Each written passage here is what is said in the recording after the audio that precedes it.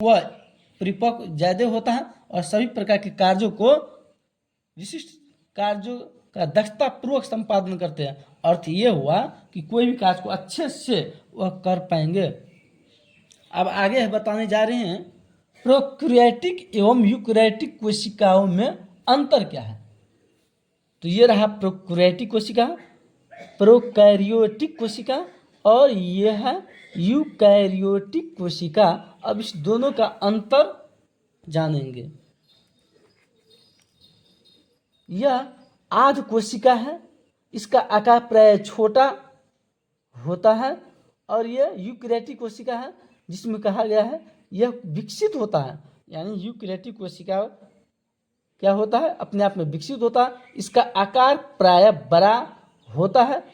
इसका मान यह है कितना से कितना, वास्तविक कोशिका वास्तविक केंद्रक अनुपस्थिति, यानी प्रोकैरियोटिक कोशिका में अनुपस्थित होने के कारण इसे हम वास्तविक केंद्रक अनुपस्थिति माना जाता है, लेकिन इसमें वास्तविक केंद्रक उपस्थिति होता है यूकैरियोटिक में।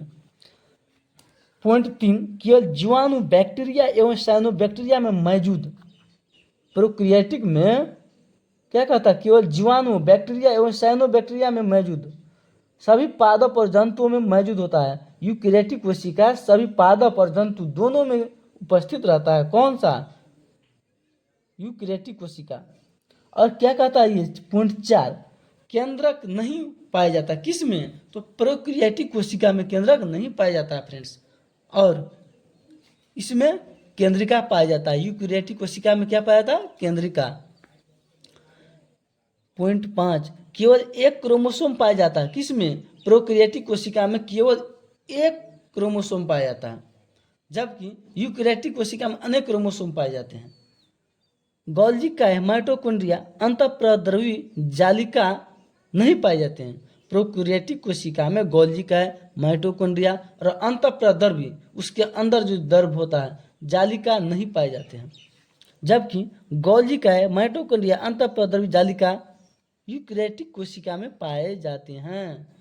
क्लोरोप्लास्ट किस में नहीं पाया जाता, तो यूकैरियोटिक में तो पाया जाता है और पादप में पाया जाता है, बल्कि क्लोरोप्लास्ट प्रोकैरियोटिक कोशिका में नहीं पाया जाता है। और यूकैरियोटिक कोशिका में क्लोरोप्लास्ट पादप कोशिकाओं में पाया जाता है।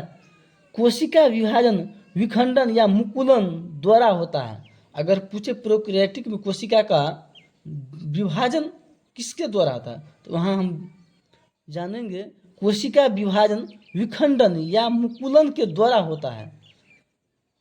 और यूकैरियोटिक में कैसे उसका कोशिका का विभाजन होता है, तो यहाँ कोशिका विभाजन माइटोसिस या मिओसिस द्वारा होता है। अब आगे चर्चा करेंगे हम प्रोकैरियोटिक एवं यूकैरियोटिक कोशिका। केंद्रक की रचना के आधार पर कोशिका दो तरह की होती है। ऐसी कोशिका जिसमें केंद्रक झिल्ली नहीं होती है एवं वास्तविक केंद्रक नहीं होता है। जिस कोशिका में केंद्रक झिल्ली नहीं होगा वह कभी वास्तविक कोशिका नहीं होगा। जैसे ये इसका डिजाइन है, देख लो एक बार फ्रेंड्स, ये कोशिका भित्ति है, ये कोशिका झिल्ली है। जिसमें ये कोशिका झिल्ली नहीं होगा ना, ये वास्तविक कोशिका नहीं होगा। फिर हम आते हैं इसी पेज पर। प्रोकैरियोटिक कोशिका क्या है, तो यहाँ देखेंगे कि एक वास्तविक कोशिका तो नहीं होती है जिसमें झिल्ली नहीं होता है, को प्रोकैरियोटिक कोशिका कहते हैं। जैसे जीवाणु और साइनोबैक्टीरिया, इनके अस्पष्ट यानी साफ नहीं केंद्रक क्षेत्र में केवल क्रोमैटिन पदार्थ रहता है, ऐसे क्षेत्र को केंद्रक काय कहते हैं। अविकसित केंद्रक के अलावा प्रोकैरियोटिक कोशिका में झिल्ली से घिरी अंगक नहीं पाए जाते हैं। ऐसे अंगकों के कार्य कोशिका द्रवों के असंगठित भागों द्वारा ही किए जाते हैं। वैसी कोशिका जिसमें केंद्रक पूर्ण रूप से विकसित तथा झिल्ली से घिरी होता है उसे हम क्या कहते हैं, यूकैरियोटिक कोशिका कहते हैं। साधारण तौर पर यह सभी जंतुओं एवं पौधे में पाया जाता है।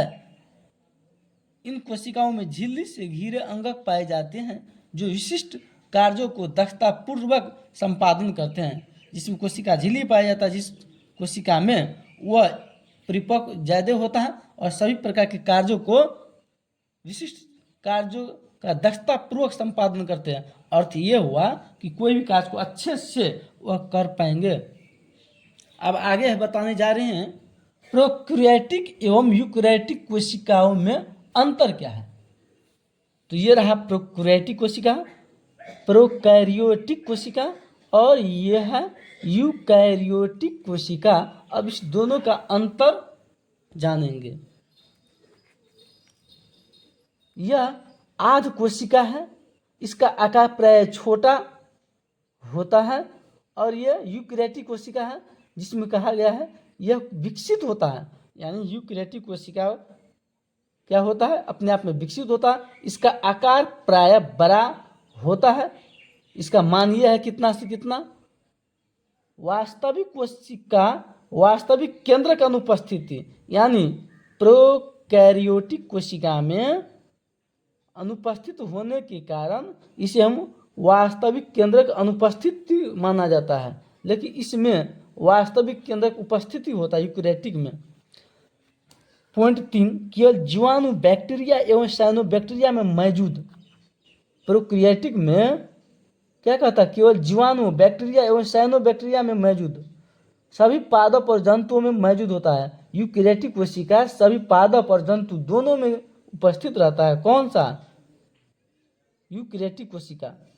और क्या कहता है ये पॉइंट 4, केंद्रक नहीं पाया जाता। किस में, तो प्रोकैरियोटिक कोशिका में केंद्रक नहीं पाया जाता है फ्रेंड्स, और इसमें केंद्रिका पाया जाता है। यूकैरियोटिक कोशिका में क्या पाया जाता है, केंद्रिका। पॉइंट 5, केवल एक क्रोमोसोम पाया जाता है। किस में, प्रोकैरियोटिक कोशिका में केवल एक क्रोमोसोम पाया जाता है, जबकि यूकैरियोटिक कोशिका में अनेक क्रोमोसोम पाए जाते हैं। गोल्गी काय, माइटोकॉन्ड्रिया, अंतःप्रद्रवी जालिका नहीं पाए जाते हैं। प्रोकैरियोटिक कोशिका में गोल्गी काय, माइटोकॉन्ड्रिया और अंतःप्रद्रवी, उसके अंदर जो द्रव होता है, जालिका नहीं पाए जाते हैं, जबकि गोल्गी काय, माइटोकॉन्ड्रिया, अंतःप्रद्रवी जालिका यूकैरियोटिक कोशिका में पाए जाते हैं। क्लोरोप्लास्ट किस में नहीं पाया जाता, तो यूकैरियोटिक में तो पाया जाता है और पादप में पाया जाता है, बल्कि क्लोरोप्लास्ट प्रोकैरियोटिक कोशिका में नहीं पाया जाता है। और यूकैरियोटिक कोशिका में क्लोरोप्लास्ट पादप कोशिकाओं में पाया जाता है। कोशिका विभाजन विखंडन या मुकुलन द्वारा होता है। अगर पूछे प्रोकैरियोटिक में कोशिका का विभाजन किसके द्वारा होता है, तो वहाँ हम जानेंगे कोशिका विभाजन विखंडन या मुकुलन के द्वारा होता है। और यूकैरियोटिक में कैसे उसका कोशिका का विभाजन होता है, तो यहाँ कोशिका विभाजन माइटोसिस या मिओसिस द्वारा होता है।